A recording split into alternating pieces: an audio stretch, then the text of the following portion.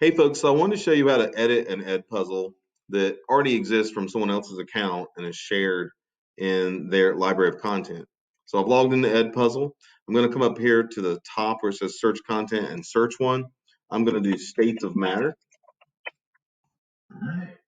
Get some tiles that are from Edpuzzle and some other sources, like it might say YouTube if it's pulled from specifically each video and whatnot.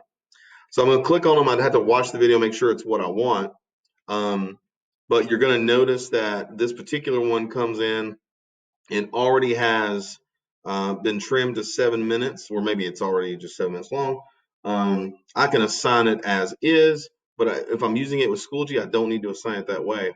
But I can also edit it. So you'll see all these teardrops. Each one represents one of these multiple choice questions. So I'm going to hit edit. Okay. You have 3 steps to edit. One is to cut the video. So if this were a really long video and you wanted to trim it and only trim out the middle or one end or the other, you can do that. This one is either already trimmed or it's just that the video is this long, only this long. So I'm okay leaving it this way. This is also where I could watch the video and see if it's what I even wanted. Again, if I hadn't already. On some videos, you'll have the option to do a voiceover. They don't let you do that with YouTube videos anymore, as you can see with the flag on the right. But basically what it would do is it would mute the sound from the video, and it would be your narration instead. I can't imagine that being something you would do super frequently, so it's not a huge loss. But it would be nice if the video has a good diagram that you need to share, but you don't like their explanation. Or sometimes if I'm looking at something that's might be a high school level thing that I want to use in science, let's say in 5th grade, but the explanation is just too in depth, something of that nature. Anyway, 9 times out of 10, you're probably going to want to edit or add or delete questions. So the 3rd tab is questions. So with this, while watching this video, whenever I want to stop the video for the students and ask a question, I can click on one of the 3 options. Let me go back to here and show you. I can click on one of these 3 options to add a question. Okay, so I will just click, I want a multiple choice question here. I don't even have to pause the video, it automatically does that.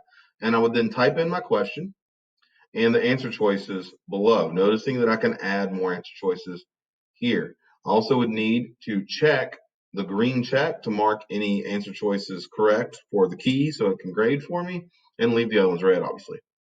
You can select multiple choices to be correct.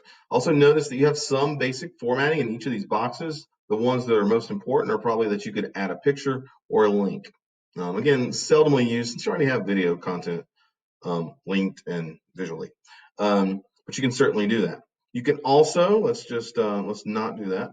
You can also wait until it gets to one of the flags naturally as you're kind of previewing the video. And when it gets there,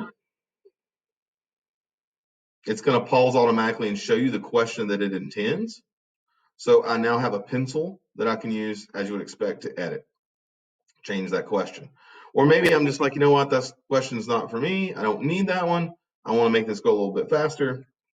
I can obviously delete it. Okay, so I'm going to delete this question. Now I'm not changing the original video that anybody's relying upon. This is my copy now, and I continue. So I continually do that entire thing until I've edited it the way that I wish. And then at the top right, you'll notice there's a finish button. It is saving changes automatically, just like you would expect, but I can hit finish. And this is now my version of this video. Okay, it doesn't say the original creator's name anymore. From here, I don't need to assign it in Edpuzzle because I'm going to do that straight in Schoology. So I'm going to stop the video for now. This is just how to edit the content. That content, again, is saved under my content. Now, if I go to content and my content, I should see my version of that video with that deleted question right there. Thanks.